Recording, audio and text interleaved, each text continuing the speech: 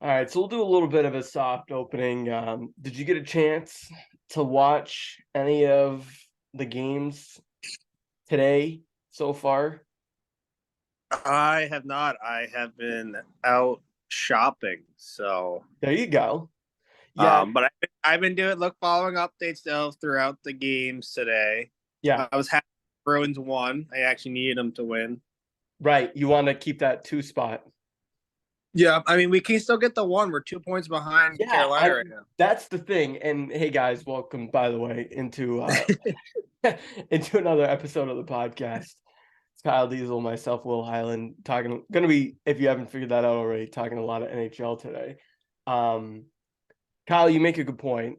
The Devils, it's still right there in front of you. I mean, Carolina's having a historic season. They're amazing. Um, they went out and they got Puljujarvi and Gostisbehere. But you guys went out and got Meyer. You're only a couple points behind. I'm going to pull up the standings here. So you have played one more game than them, but that's not too much of a difference. You both got 40 wins. That's the big thing, is you have them in the win column. Um, the only difference is they've had more OT losses, and so that's where they get their 2 points. Um, so yeah, I mean, you guys are right there. I think think about it this way, all right. I watched the Bruins and Rangers this afternoon. It was a great game up until really late in the third. The Rangers and the Bruins were neck and neck.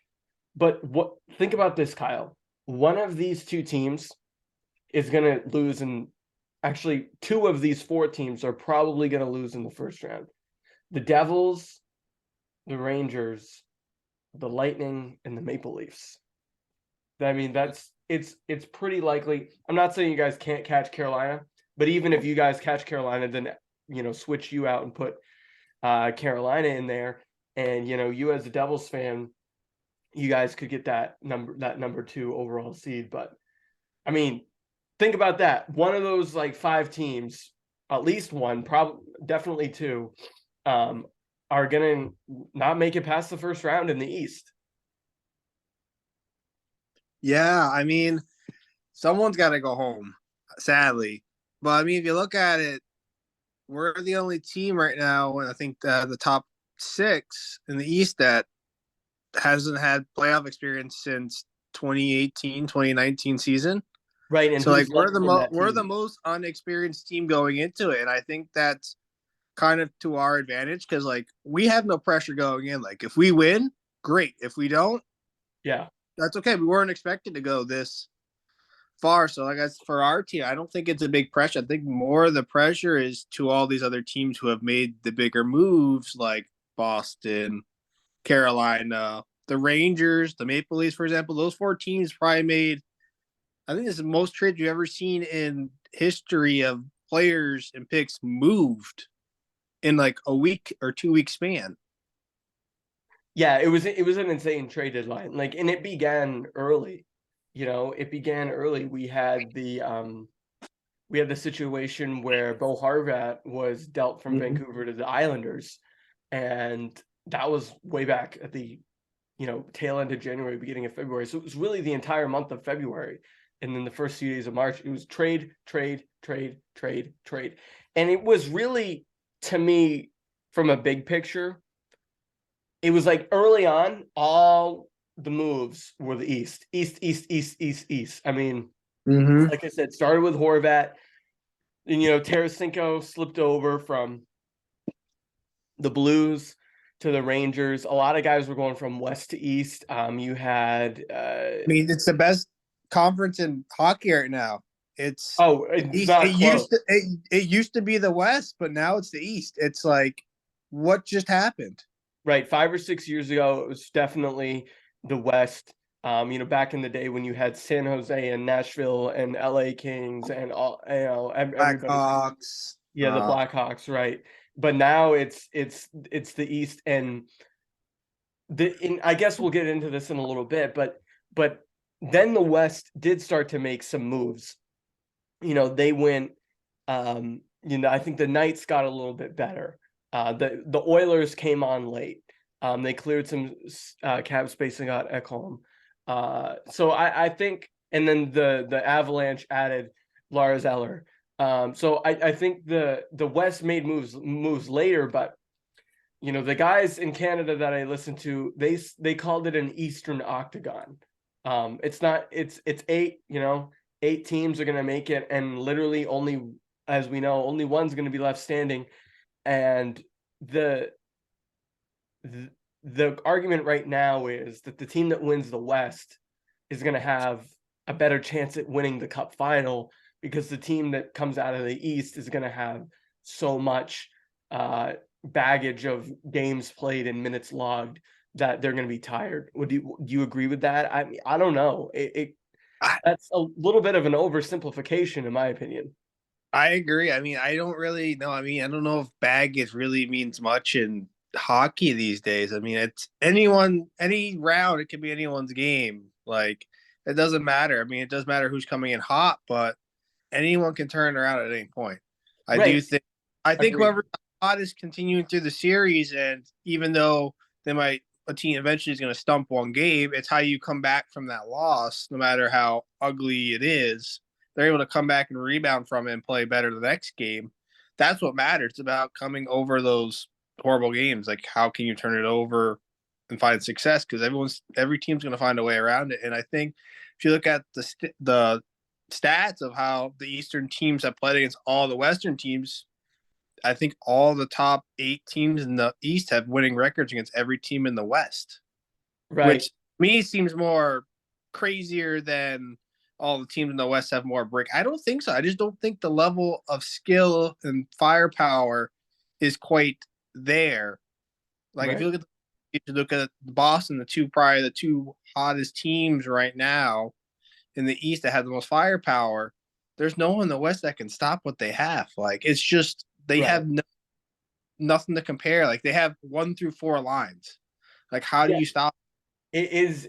It is insane how balanced the Bruins are, and we'll talk about them too in a sec. But going off of your point about the or expanding on it further, really is you make a good argument when you talk about it really not mattering how many games you played to get to the finals, because we saw the Lightning go play more hockey than anybody, and they've been to 3 straight Stanley Cup finals from the East.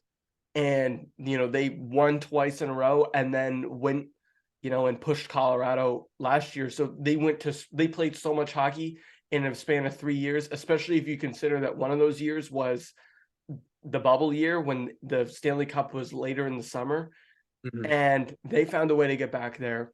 And similarly, there's a word that people often use, or maybe it's 2 words. I don't know if it's 1 word or 2 words with a hyphen. I'm not an English teacher, but battle tested is the word, right? Like, are you battle tested? Like a team like the Devils or the Bruins or the Hurricanes or whoever wins the East, they're gonna know their goalie is probably gonna be really freaking hot at that moment, right?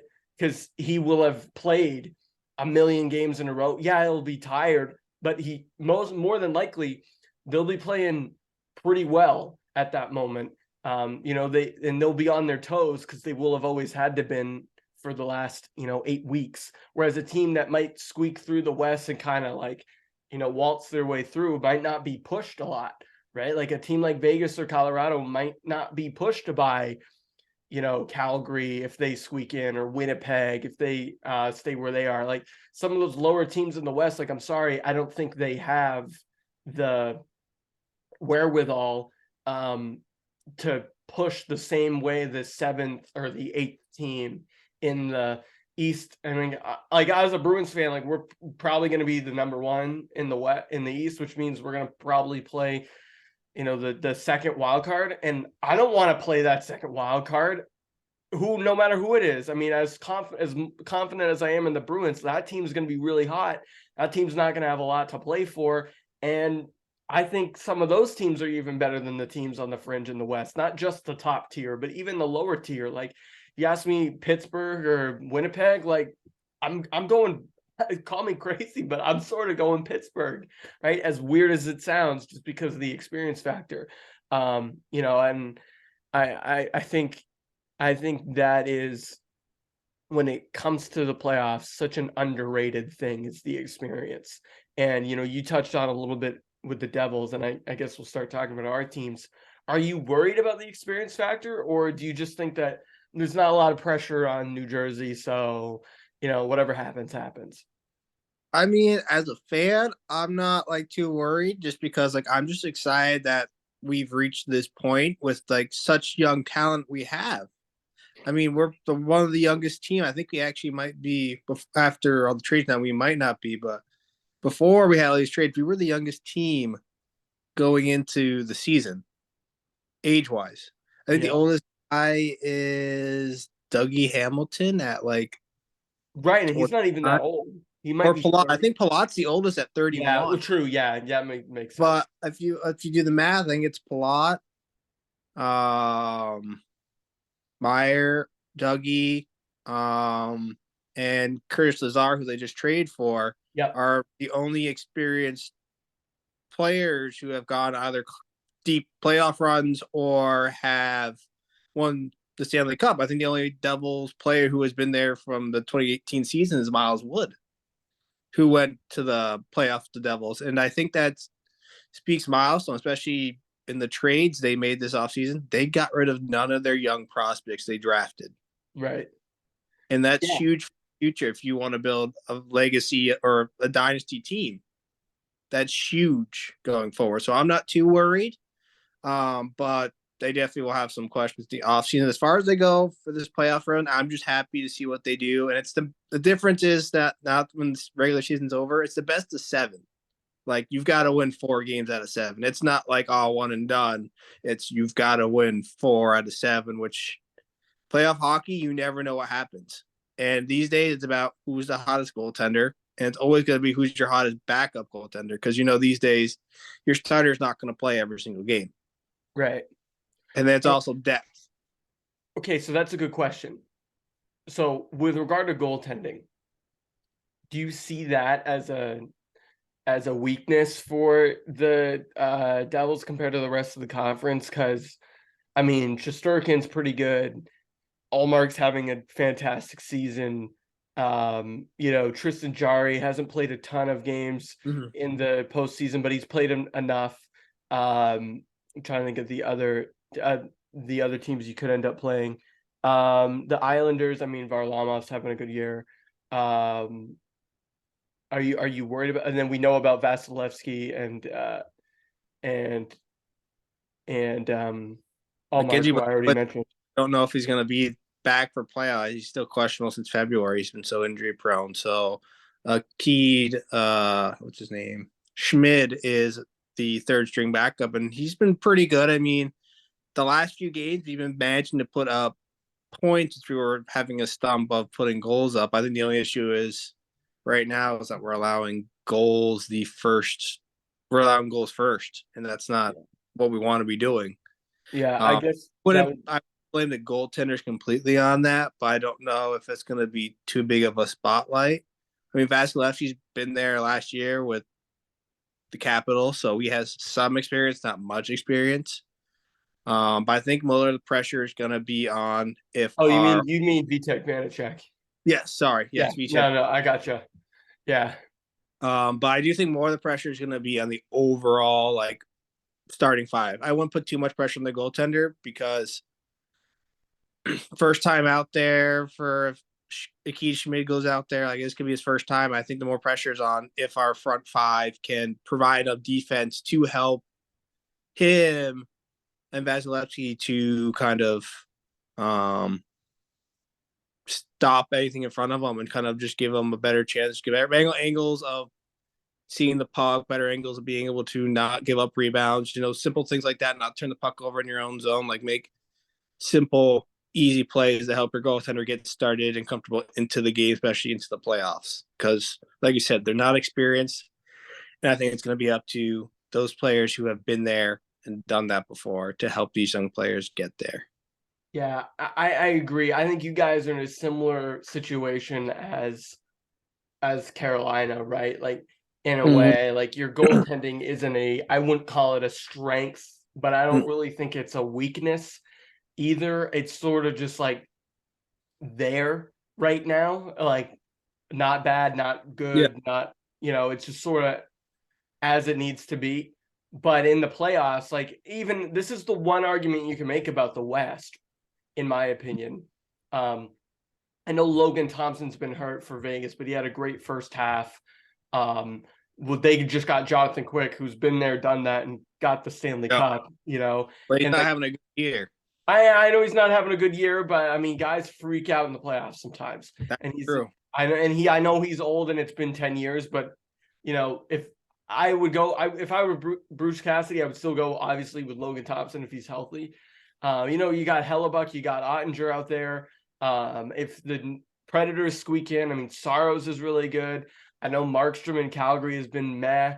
I don't know who's been tending the net for Seattle these days, but I No, probably not anybody impressive. But I guess you still got Ottinger and Hellebuck and these guys out west that are good. So anyway, you guys are a lot like Carolina. Ronta, Ketchikov. I mean, these guys, like, we'll see what they are in the playoffs. But I don't know. For the Bruins, just switching gears here real quick. You also mentioned four. You got to beat somebody four times. Now, speaking of goaltenders, I was listening to a podcast, and Andrew Raycroft, who's over my shoulder here, he said that it's going to be really hard for a team to beat the Bruins four times because you got to beat somebody four times in 2 weeks, right? It's not just four times like in a season, right? I mean, the only team that has pushed the Bruins more than once this year has been the Senators. And the last time the Bruins played the Senators, they, took care of business and won convincingly. And so I'm just trying to think about it. A team like the Bruins have lost 13 games. Now, five of them have been in overtime, I think, or a shootout. And I think a few of them have been in a shootout. So in regulation, just 5-on-5 regulation, they've only lost 8 games and they played on 72 games or something like that. So for me, my confidence is on the Bruins would have to lose more than they've lost all season against one team.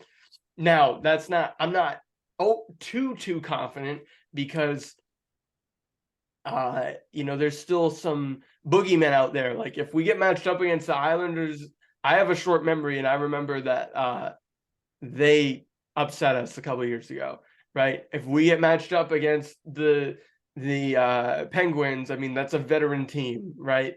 As I pointed to a few minutes ago, like I don't count them out either, just because they've got all that veteran experience. And then, last but not least, even if we get past one of those two teams, or Buffalo or Ottawa, or whoever we play, then we got to go and probably play Tampa or Toronto. And I mean, Toronto's got to start winning sometime. So I guess like I'm really confident, but at the same time, it's like, damn, like I don't know. I don't know how we're gonna match up against some of these teams for a 7-game series. I like our chances. I think we got, we haven't talked much about the trade so far for the yeah. East. I guess we'll start with the Bruins. I like Hathaway. I think he's Craig Smith better. Like he's better. Craig Smith didn't really fit because he wasn't enough of a greaser to be like a fourth liner, really, in my opinion. He's really a better third liner, but he wasn't gelling well there. So I don't mind that we offloaded Craig Smith and his contract. I like Garnet Hathaway because he's just a Bruin mentality, like that hard-nosed mentality. So he's from Maine. So, and then, I really like Dmitry Orlov. I mean, he's been a buzzsaw since he joined the team in terms of scoring and playing defense. And then lastly, the Bertuzzi trade, I think, was more out of necessity. I am a little nervous about Hall being injured and Foligno being injured because those guys have really fit in this team. They're not the players they were early on in their careers. And I mean, you've seen Taylor Hall play. He won a Hart Trophy when he played for you guys. I Yep. mean, he's not that guy, but he doesn't need to be that guy if you're on a team with Pasternak and Marchand. Like he can just be the third line guy that sets up plays and sets up Coyle, and he's done a really good job there. So I think getting Bertuzzi was great because it sort of replaced Hall and Foligno a little bit.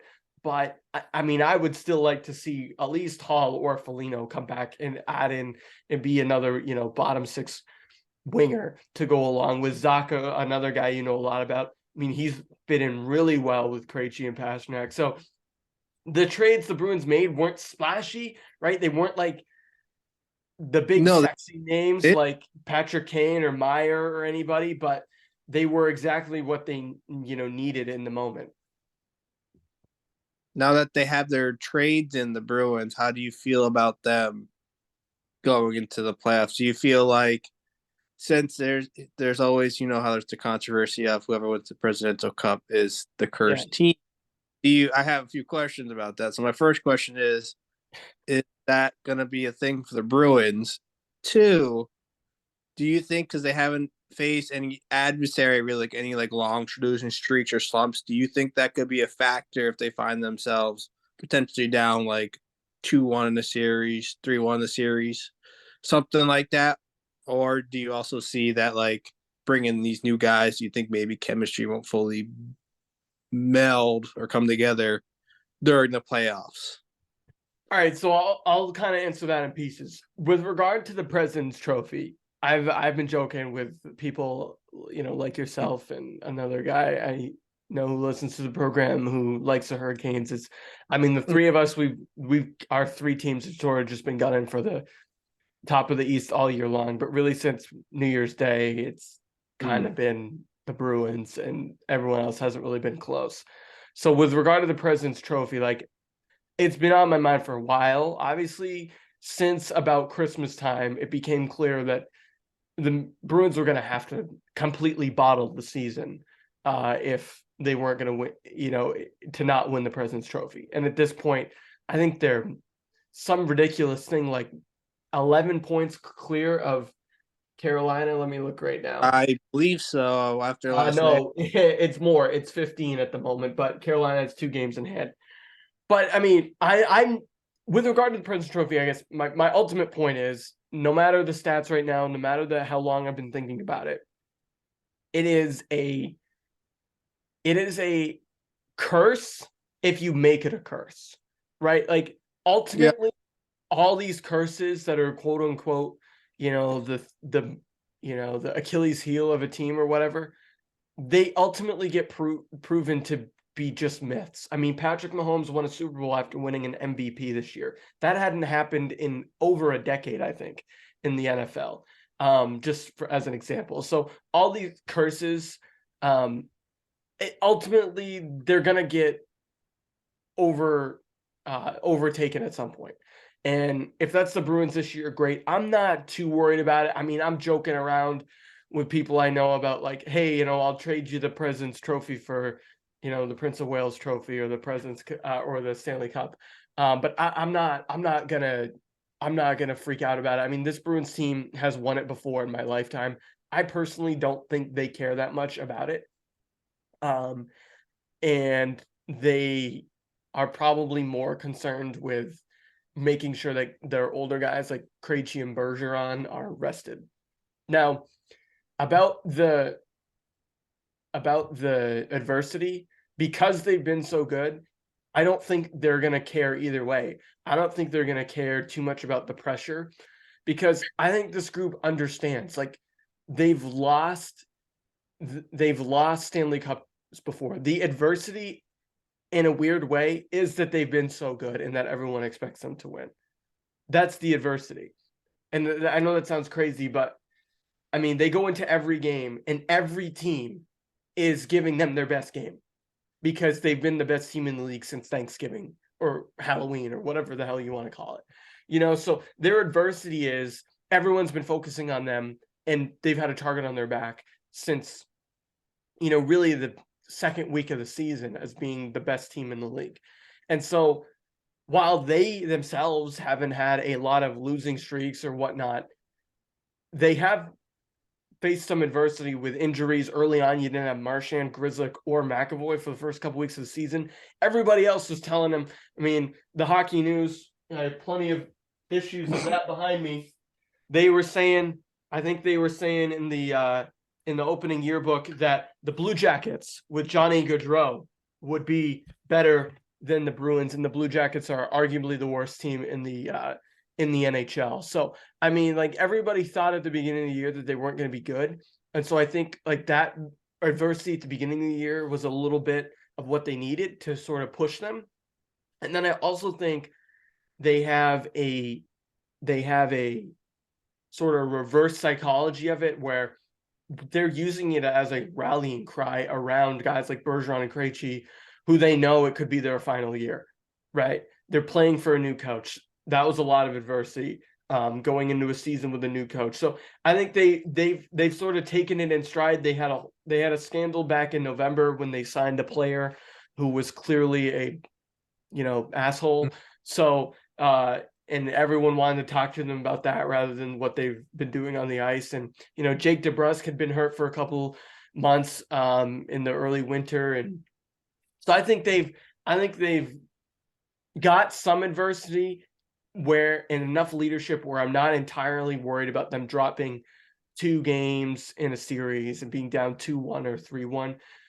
Now, if they were down 3-0, I'd be a little bit worried because as much as this team can win 10 games in a row like they've done right now, I mean, asking them to win 4 straight playoff games is a lot. So that would worry me. But anything beyond that in a series, like I'm not ready to count this team out because they're just never dead. I mean, even today they went in against a team like the Rangers, who I guess we should talk about after we talk about your Devils a little more. It is the Rangers had just got Kane. They've got all these big sexy pieces, and the Bruins are without Hall and Foligno, and it's Bertuzzi's first game, and they just got back from a West Coast road trip, and they win going away in the third period like they've done all year long. So that's where I'm at with the Bruins. And then I forget your third thing. I think it was about chemistry. Correct. I think the fact that you've had continuity in the top 6 with Bergeron and Marchand are a pair, right? And Krejci and Pastrnak and Zacha are the check 3, right? And I don't see that moving. And then you've got DeBrusk up there. Well, like that top 6 hasn't changed a ton. I mean, there was a time where Hall was up there. And then Coyle and Frederick have played together all year long. And so really and then Nosek has played in the bottom 4, in the bottom 4th line all season long, and he's shown the ability to play with whomever needs to happen. It's mostly been Foligno. So, I mean, we've added 2 new forwards, Garnet Hathaway and Bertuzzi, and so far they've seemed to fit in. So I'm not really worried about chemistry in the forwards. I am a little bit worried about like how they're going to juggle the defense. But ultimately they've got guys there like McAvoy and Lindholm who have just been good all year long that I don't see like them having a problem playing with whoever they need to play with, right? Like they could play on the second pairing, first pairing, could play with Orlov, with Carlo, with Grzelcyk. Like I don't really think it matters who they play with too. So we'll see how they juggle that. But yeah, I'm not too worried about chemistry because they've shown the ability to move lines with Montgomery all year long. Are you worried about experience with the young forwards in a 7-game series against a team like the Rangers, who we just talked about? Like, would you, if you had to pick, would you rather play the Rangers or the Penguins in the first round, for example? Penguins, I have a question because we've had Penguins answer all year round for some reason. We've just been able to knock them up. I mean, we haven't played the Rangers since I think it was early February before all the trades, and we went to overtime. I think every time we played them, we've gone to overtime, and I think we're 2-1 against them. right now. So I think that would be right now. I think that's if that's going into if playoffs start now. I think this Rangers Devils would be the best series round one 100%. going in. Right. Yeah. And look, there you could still catch Carolina, in which case you'd probably end up playing the Penguins. Um, or I There's mean, like you could end there's up like with. four other teams you could play. We could play Yeah, Center, yeah. I'm looking at the standings. I really think that Buffalo. Pittsburgh has so many games in hand, and they already have 71 points, so they're 3 clear of Buffalo. Um, and I know they're only 1 behind New York Islanders, but they've got 4 in hand. So, like, I think the Penguins are probably going to end up with that first wild card. And then you're probably looking at either Florida, Ottawa, Buffalo, or the Islanders playing the Bruins. And I mean, either one of those teams are still going to push. I mean, the Bruins, they're going to get pushed a little bit in the first round because whichever team they play is going to have to have played really well down the stretch to get Yeah. in. And so they're going to be playing well. I still like the Bruins in the first round, no matter who they're playing at this point. But I would be more concerned if I were a Hurricane or a Devils fan about playing Pittsburgh than I would be about playing like New York or Buffalo um, at this point. Because Pittsburgh, as I've said, they're hot and cold. They've been really streaky all year long. They're And that's the issue they're facing. I mean, they've right. also didn't make any major trade, but they couldn't really make any trades because they No. already are full on cap, and they can't really move any pieces. They have nothing to really Yeah, they offer. made a big move last year when they went out and got Rickard Yeah, Rakell. They've I know Letang's been dealing with some personal stuff the second half of the year, and he's been, I think, hurt at times. So yeah, yeah, the Penguins, I'm not they're not the Penguins of 5 years ago. I mean, don't get me no, wrong, but they're also not a team that I would take lightly because I know compared to the Rangers, I still agree with you. If I were a Devils fan, I would want the Penguins over the Rangers. But just the Penguins by themselves, I know they're not the same team, but they still have the veteran presence, and I think that's. I mean, Sidney Crosby is having a good year. I mean, like oh no, he all, is. I mean, he's for still a all, star player, but like yeah. I it's a mean, team and effort. Gensel's There's been guys active on the ice too. getting right. But if you want to talk about the Rangers a little bit, I mean, Yeah, they went. sure. I think the Rangers basically they went out and got what they needed, but I do think they gave up a lot to get what they needed. Um, I do think they did rent a couple players, which is fine. I think there's three teams I think in the East that are basically all in or nothing happens. Like Who's you the know what I three? mean? The Leafs.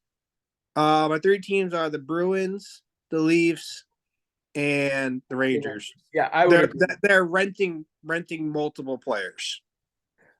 Okay, so here's my deal with the Rangers. All right, they were going to get Patrick Kane because Patrick Kane had a no trade clause, and the the He the yeah he wanted to go nowhere else but the Rangers. and I don't know The Blackhawks were held why. over a barrel because, like, what do you do? Do you just not trade him? I mean, you could they were definitely going to get something for him. However, their return wasn't going to be that great because he was going to refuse any trade that wasn't to the Rangers. Yeah, So, I mean, Patrick Kane was a foregone conclusion. I think Tarasenko was at first an insurance policy in case they didn't get Kane.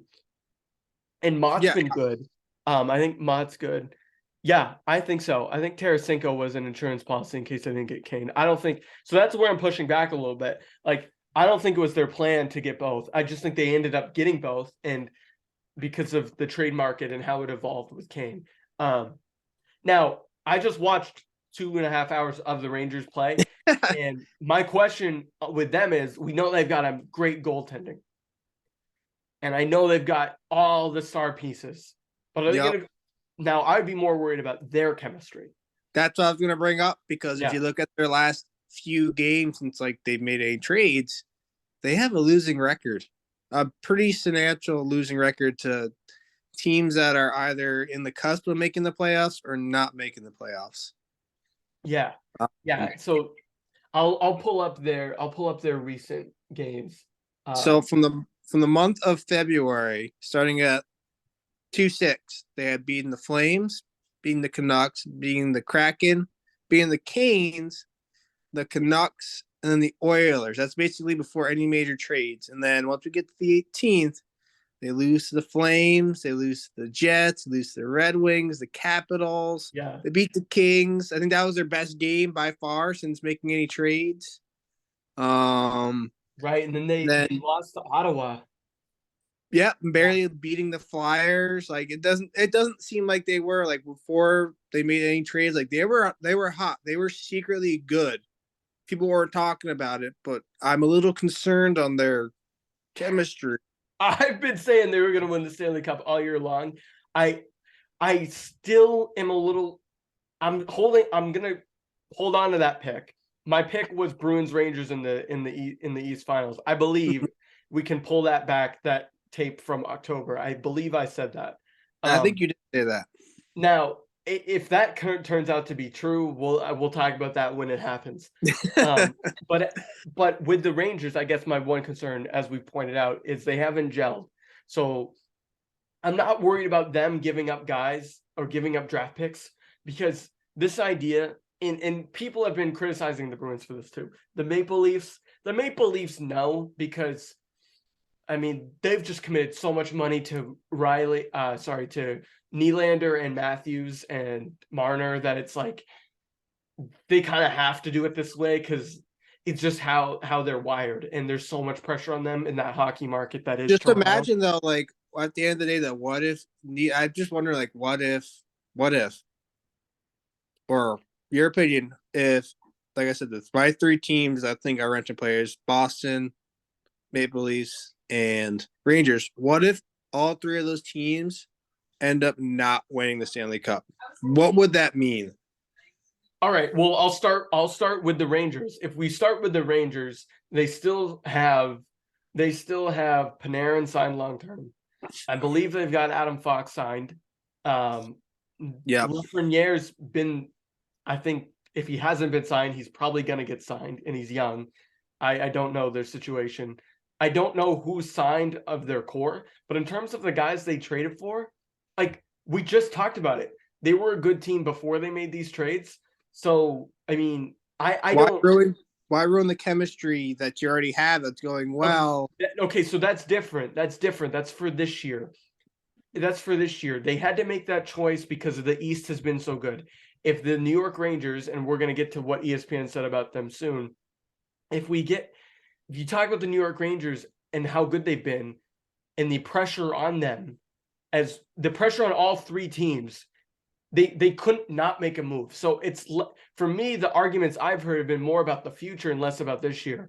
Like if they were playing so well and didn't make a move, and everybody else got better, and Kane stayed with the Blackhawks for no reason, and Tarasenko ended up on the Devils or whatever, or the Hurricanes, they would have been shooting themselves in the foot. So they had to make those moves when they did. So I don't blame the Rangers, and I don't blame the Leafs, because the Leafs have it.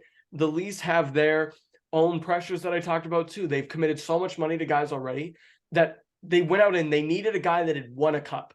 They went out and got Ryan O'Reilly. All right. He broke my heart 4 years ago. Okay. So they had to do it. And so if they don't win the cup, they're not gonna care that they went all in, because they can say, okay, well, at least we tried. Both teams are gonna say that.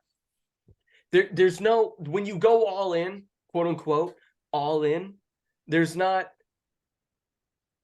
a heartbreak that can be bigger than losing. Like, it's not gonna be, oh well, we gave up draft capital and we lost. It's like, well, we knew that gamble when we did it, or else we wouldn't have done it, I guess is my point. And with the Bruins, I need to catch my breath before I get into that. So I'll let you kind of dissect what I just said. Do you agree? Like, if there's pressure on you that you have to make trades, the whole East has done it. I mean, yes, no. I mean, I think it really depends on what direction like you said, direction you really want to go toward. Like, I know people are harping on, like, as a Devils, like, oh, we need to go all in. They're having a great year. Need to go all in this year. It's like, no. Like, this will be the first year we make it. Like, almost the entire team has not had any playoff experience. Like, let's give them some time to build. Like, we're working on building a dynasty, not one and done. Well, trying to oh yeah, think. you guys are completely different. I But would like say you guys are completely no, different than the other yeah. three. Same thing But with like the Carolina. Rangers, like it was their first year making it this far in the playoffs last year for the first time in a while, at least 5 years or so. Right. But they had a good blueprint, right? They went out and they Yes. made trades and they invested in guys when they were young, and like they built a roster. And I've talked about this before in New York. They built a roster very intentfully on knowing that there was going to be a year like this where they could go all in with a guy and go out and trade for Kane or whomever. They knew Yep. this. And You I feel guys, like the Devils are a oh completely different story because you're right. They don't need to go all in because they're going to be good next year. I'd say the same thing about Carolina. yeah, Carolina, they didn't make a huge move because honestly, it wasn't worth mortgaging their future for that because they have guys signed like Aho and Svechnikov, and they've got they've got the right moves right in front of them, which were getting a guy like Puljujarvi who needs to change the scenery, or getting a guy like Gostisbehere who desperately needs to get the hell out of Arizona. So like I get them. With the Bruins, they're much like the Leafs and the Rangers. Like there's this idea that the Bruins were going to suck this year, and there's this idea that they're going to suck next year, and that they're going all in for this year. I tend to disagree because as much as they've given up their draft capital, all right, and everyone's freaking out. Oh my God, you don't have a pick. You're an LA Rams fan. They gave up a shit ton of picks. we don't Guess care what? about What was that? we don't care about them picks. Right. You guys won a Super Bowl. So who the hell cares that you gave up first round picks? So same thing with these teams, like, and the Bruins in particular, like they didn't really have a choice. Like they're the best team in the league. What were they going to do? Let other teams rise to the occasion? No, they had to go out. They had to fortify their decor. They had to add to their fourth line. They had to go and get a guy like Bertuzzi just in case Hall or Foligno can't get back. When you're 44, 8-5, or whatever the hell it is, you Yeah. don't have the luxury of just hoping that you stay good. You have No. to Yeah. continue to be good. And there's this idea that they're going to suck next year. I don't think so. Their two best defensemen are signed for the next 7 years. All right. Orlov, sure, he's probably a rental, but guess what? It was worth it. You gave up a first round pick for him that was probably going to be in the late 20s anyway. Yeah. You also got Hathaway out of the deal, and that's a guy who I don't think is a rental. I think he will sign. And Bertuzzi could very well sign too, depending on what you did. And you've got, we haven't even talked about Pasternak signed for the next 8 years. So no matter what happens with Bergeron and Krejci, they're going to be good in the future. I don't think they're going to be this good, obviously, for a while until they rebuild back up or retool back up. But this idea that the Bruins are all in this year, and if they don't win a cup, they're screwed forever is kind of dumb. In fact, No, I I didn't say forever. I just meant like, hey, I mean, the Maple Leafs, if you look at it, they're definitely all in, and it's definitely kind of like they either have to make it to the Stanley Cup, or it might be time for change, because how long can Austin Matthews just keep falling out? Same with the Oilers. Like, how long can Connor McDavid keep going all out and never make it to the Stanley Cup finals? I mean, who knows? Who knows? I mean, that's we'll talk a lot about that in July, probably when free agency opens and some of the movement starts to happen. You see who's got cap space and who doesn't. I guess my one last point of the Bruins is, if they were this good and didn't try and go all in for this year, and I hate the phrase all in, because yes, they are going all in for this year, but it's not like they're going to be Terrible next year. dumpster fire next year. I think they'll probably be a decent division contender next year. They'll probably compete for the third or fourth spot in the division next year. Regardless They're still of a what playoff happens. contender next year if you look at their roster. I mean, if you even look at who's in their conference, I mean, the only upcoming teams I would say would be Ottawa and Buffalo would probably be the two upcoming teams. Right. And look, the Bruins gave up a lot of picks. Awesome. You know what? I don't care about picks, like you said, because there's only one guy I'd much rather have a guy. Like, what were you saying? There's only one guy that matters coming out of this year's draft. Right. Honestly, with it, I mean, the draft is pretty good, but unless you get Connor Bedard, you're going to be, whoever else you get is going to be a crapshoot. They could be a superstar later on, but they ain't going to be Connor Bedard. Right, stars. exactly. Just like the 2015 draft. It was loaded, it was loaded, it was loaded. The Bruins missed on some guys, but I mean, they didn't get McDavid, they didn't get Eichel. So whoever else they got was going to be a gamble anyway, in hindsight. Now, I would much rather have a guy like Hampus Lindholm, who we traded for. All Yep. right. And we signed him, we extended him. That was our draft pick, right? Last year, we gave up our 2023, our 2022 first round pick. Doesn't matter. We've got Hampus Lindholm. Or if we sign a guy like Garnet Hathaway to like a 3 or 4 year deal at cheap money, hey, as a bottom six winger, I'll take Garnet Hathaway as a quote unquote first round draft pick. These guys are proven NHL players. Much rather have them than, as you just said, an 18-year-old kid from Dog River, Saskatchewan, who, last has a, tragically hit poster on his wall. And you don't know if he's going to be Connor McDavid or, any of these other busts that we've seen over the last 15 years. So that's just my take on the draft. Is these kids haven't even gone to college yet. They haven't even shaved before, dude. Like, Nope. but when they get drafted. So who the hell knows if they're going to be an NHL player? I mean, unless you're a guy like McDavid or Bedard, who the hell knows? So I guess after all of this discussion, it really comes down to two questions. Who's coming out of the East? Who's coming out of the West? So who you got? Oh, this is tough. I'm gonna pick Eastern Conference. I have from Eastern Conference Finals. I have Bruins versus the Devils. Oh man, dude, we would have to do a live feed every night. But I do think the Bruins will win. I just think they're just too good. I think the Devils will have, since they are the underdog going in, I think, but they have the most youth. I think they can go that far. But if they don't, I think it's either the Rangers or the Devils. But the Bruins will automatically move on whoever they play, just because they've looked like the chemistry they have is just so foreign to like every other team right now. Yeah, I mean, they just walk into it truly is special. Like, as a Bruins fan, like, we aren't appreciating it enough. Like, the Not sports even as a talk. fan, like even as just a hockey fan, like just how they move the puck around I is just know.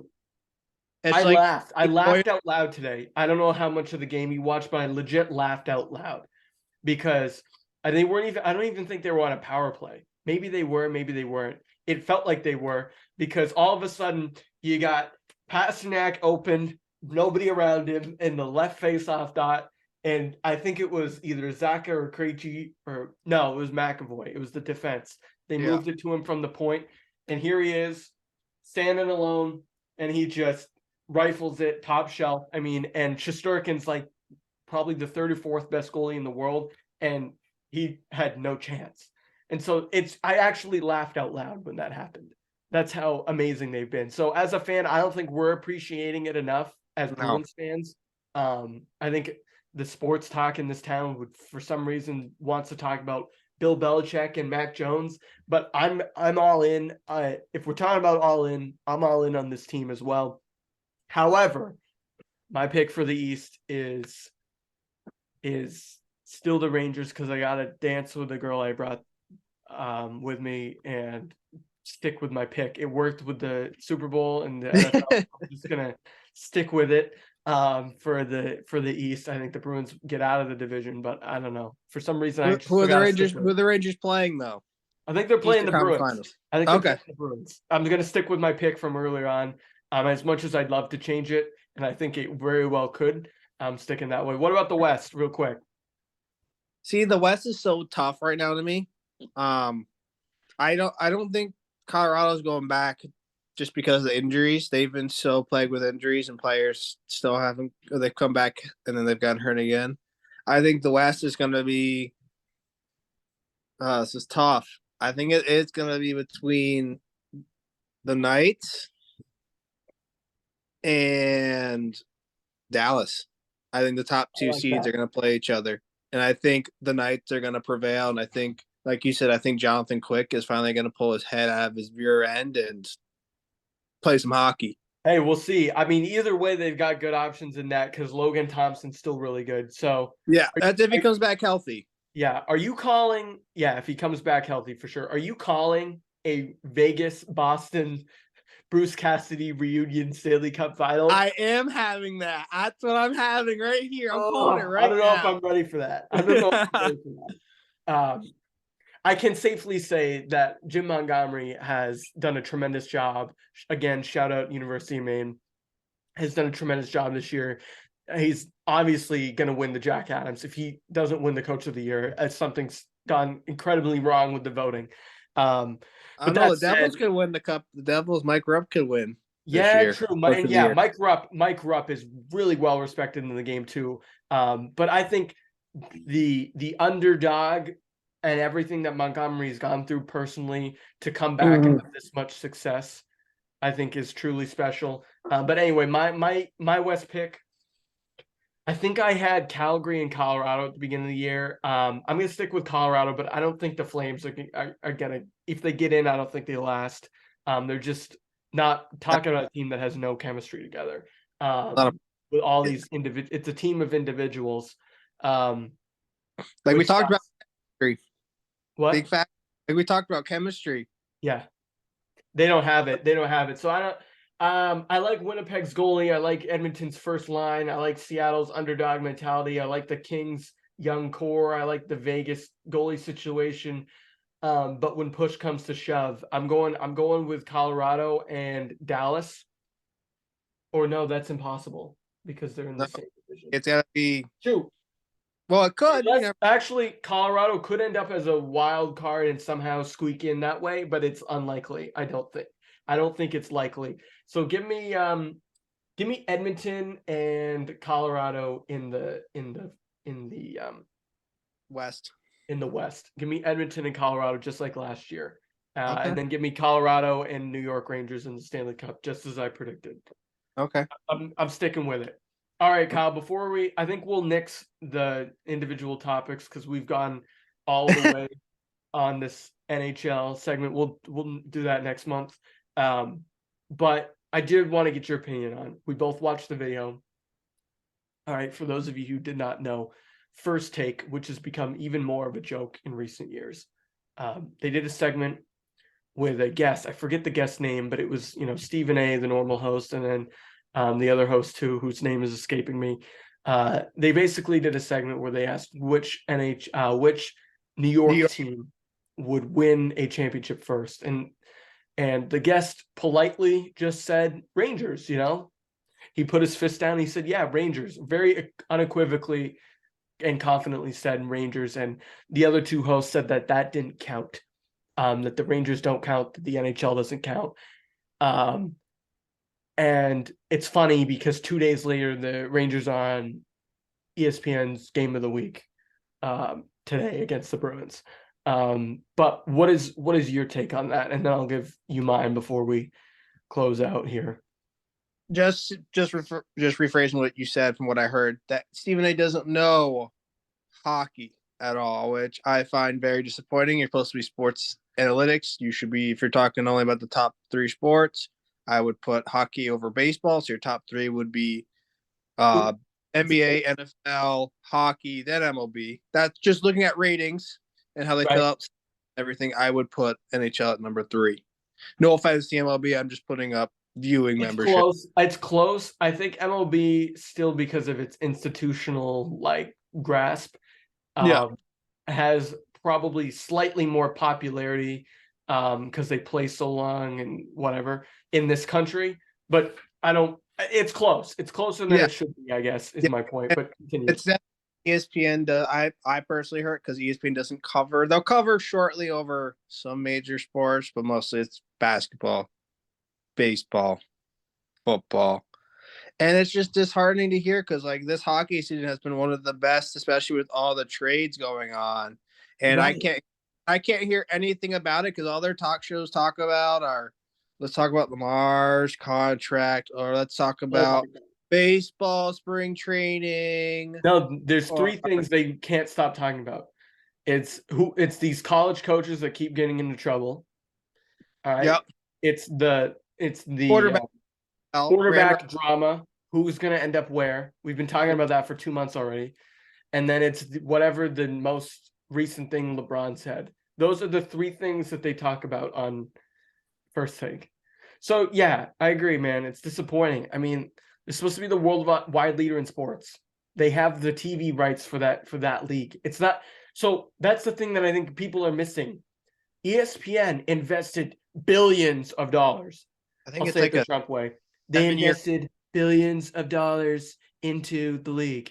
They invested billions of dollars into the league, and they are basically just using it as a subscriber mill for ESPN Plus, which But don't is forget also blackout games on the weekends. Over if there's a football or basketball game over, they take priority over hockey games, and they can't show yeah. both. Oh, and it's obviously well, the only football game they show is on Monday nights, and that makes sense.